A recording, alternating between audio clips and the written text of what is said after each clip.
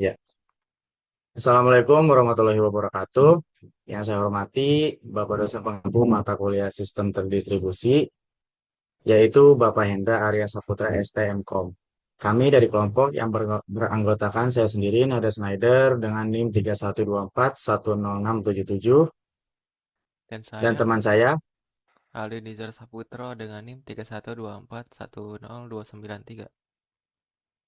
Oke, hari ini saya bersama rekan saya akan mendemonstrasikan proyek hasil kerja kelompok kami yang berjudul Absensiku Sistem Absensi.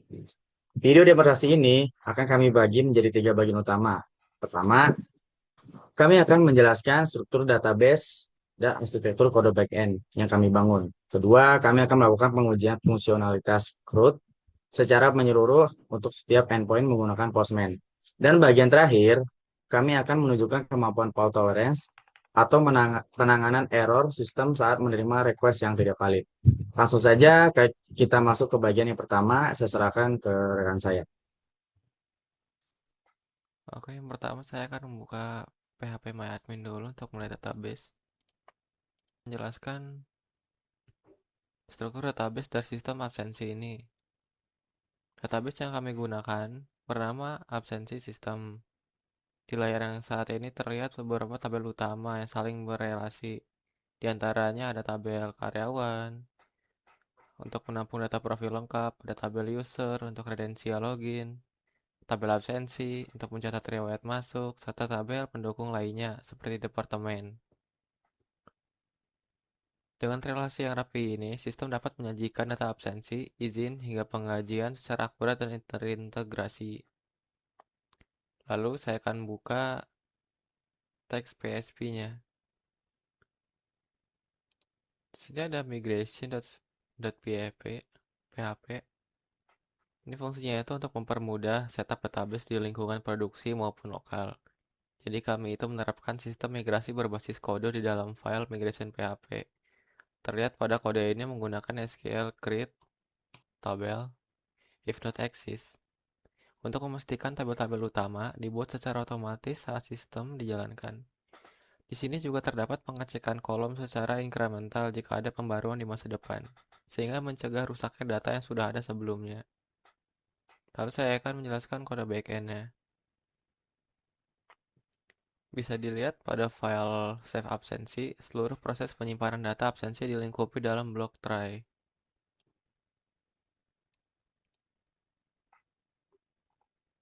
Sistem melakukan query validasi untuk memeriksa apakah nick yang mengirimkan data absen tersebut terdaftar di tabel karyawan.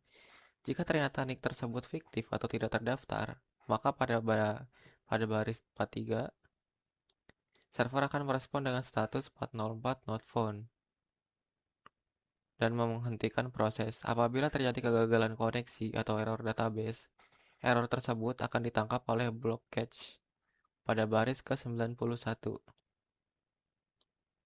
dengan dan akan dikembalikan dengan status 500 sehingga aplikasi aman dari crash mendadak di sisi klien. Lalu, kemudian update data menggunakan metode put, yaitu yang ada di departemen.php.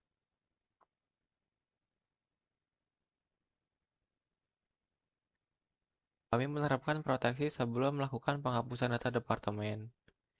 Pada baris 25, sistem menggunakan query select terlebih dahulu untuk memverifikasi apakah ID departemen yang dikirim memang ada. Jika tidak ditemukan, pada baris 29, server menolak perintah dengan status 404 not found. Logika ini dipadukan dengan blok try catch untuk menangani kegagalan jika terjadi foreign key constraint dengan tabel karyawan. Misalnya saat departemen masih memiliki karyawan. Lalu untuk update data ada pada save karyawan.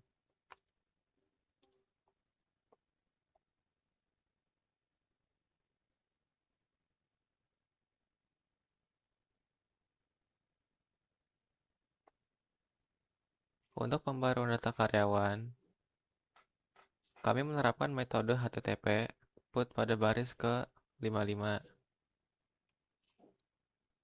yang merupakan standar industri untuk update data. Sebelum melakukan perintah SQL update, sistem memvalidasi apakah karyawan dengan nick tersebut ada di database baris 68. Jika tidak ditemukan, server langsung membatalkan proses dan mengirim respon 404 not found pada baris 71. Ini mencegah pembaruan pada data yang tidak eksis di database. Lalu selanjutnya ada penghapusan data aman dengan delete. API delete karyawan. Untuk penghapusan karyawan di file delete karyawan, kami mendeteksi metode http delete di baris 8. Proses ini dibungkus dengan try catch dimulai dari baris 32.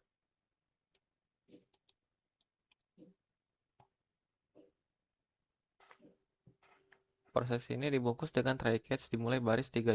Sebelum menghapus, sistem mengambil data ID user dari nick tersebut pada baris 34. Jika ditemukan, sistem menghapus relasi data di tabel karyawan dan tabel user secara aman, baris 40 dan 42. Namun jika nick tidak terdaftar, block else di baris 46 akan dieksekusi dan mengembalikan respon 404 not found. Ini menjamin penghapusan data berjalan aman tanpa meninggalkan data sampah di database. Secara keseluruhan, kombinasi penanganan error menggunakan try catch, validasi data di sisi server sebelum manipulasi database, serta mengembalikan status HTTP yang tepat seperti 404 dan 405. Backend aplikasi ini memiliki tingkat fault tolerance yang baik dan kesalahan input maupun crash database. Demikian penjelasan mengenai struktur database dan arsitektur backend sistem absensi ini. Terima kasih atas perhatiannya. Selanjutnya saya akan kembalikan ke Nada. Oke, kali ini saya akan mendemonstrasikan API dari sistem backend yang telah saya bangun, yaitu absensi sistem absensi. Di sini saya sudah mengelompokkan API-nya ke dalam 3 folder utama, yaitu karyawan, presensi, dan master sheet. Mari kita bahas satu persatu. Pertama, kita masuk ke folder karyawan. Di sini terdapat fungsi CRUD lengkap untuk mengelola data. Kita punya get semua karyawan untuk menarik seluruh data karyawan yang terdaftar. Kemudian ada post tambah karyawan baru untuk mendaftarkan karyawan baru ke sistem. Jika ada perubahan data, kita bisa gunakan put update data karyawan. Dan terakhir, ada delete karyawan untuk menghapus data karyawan dari database. Lalu selanjutnya kita masuk ke fitur inti, yaitu folder presensi. Pertama, ada get rekap presensi yang digunakan oleh admin untuk melihat laporan atau histori kehadiran. Untuk proses absensi harian karyawan, kita menggunakan post kirim presensi absen. Selain itu, jika ada perubahan jadwal kerja, kita menyediakan endpoint input update shift karyawan untuk menyelesaikan shift mereka. Lalu yang ketiga ada master shift. Untuk mendukung fitur presensi tadi, kita punya folder master shift. Sebagai pengaturan utama, di sini ada get semua shift untuk melihat data shift yang tersedia di perusahaan, seperti shift pagi, siang, atau malam. Dan jika jam kerja pada shift tersebut perlu diubah, kita bisa mengeksekusi put update jam shift. Jadi, kesimpulannya, semua endpoint ini sudah diuji dan berfungsi dengan baik untuk menyokong kebutuhan sistem absensi yang terintegrasi dan aman. Kita coba satu-satu ya. Pertama, kita akan mencoba mengambil semua data karyawan. Bentar, ini di sini aja. Pertama, kita akan mencoba mengambil semua data karyawan. Saya klik get semua karyawan. Kita ke body. Kita send. Nah, di sini sudah terlihat data karyawan dengan nick, nama, jabatan, email, departemen, shift karyawannya, dan jam masuk, jam pulang eh, sudah terintegrasi dengan shift-nya. Misalnya jam shift 1 dari jam 7 jam 4 jam 4, misalnya shift 2 sore dari jam 4 sampai jam 12 malam. Lalu kita coba tambah karyawan baru. Untuk menambahkan, kita gunakan post tambah karyawan baru di bagian body request. Bentar. Kita nyoba tambah karyawan. Saya coba di sini dengan nick, kita mengikuti nick, kita pakai 1011. Kita biarin aja nama departemennya, kita coba satu aja. Ini ke papa biarin staf IT, emailnya, gaji kita ubah, realistis aja, 8 juta. Dengan paspor 123. Kita coba, kita send. Nah, di sini sukses. Kita coba lihat di data karyawan sudah tertambah, namanya di Wijaya sudah.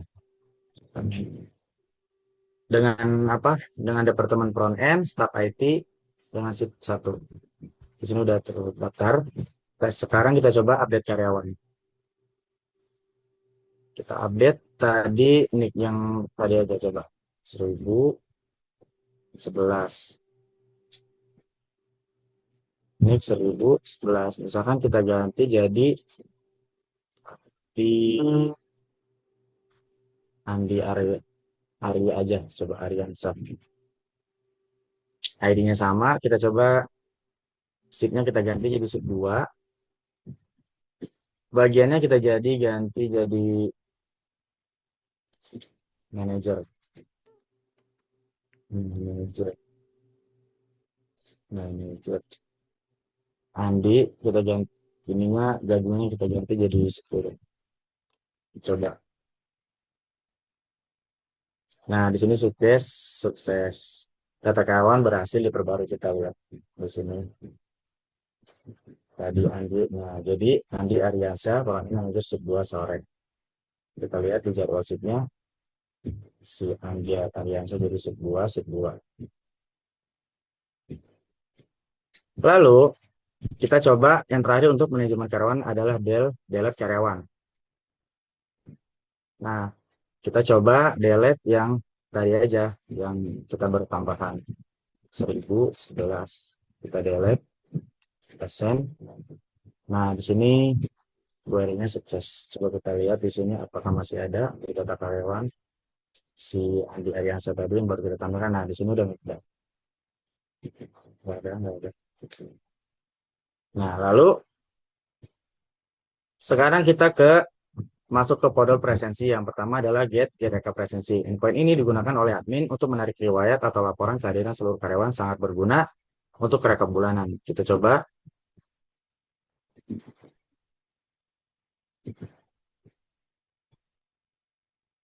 Nah, di sini kita bisa lihat data absen yang masuk.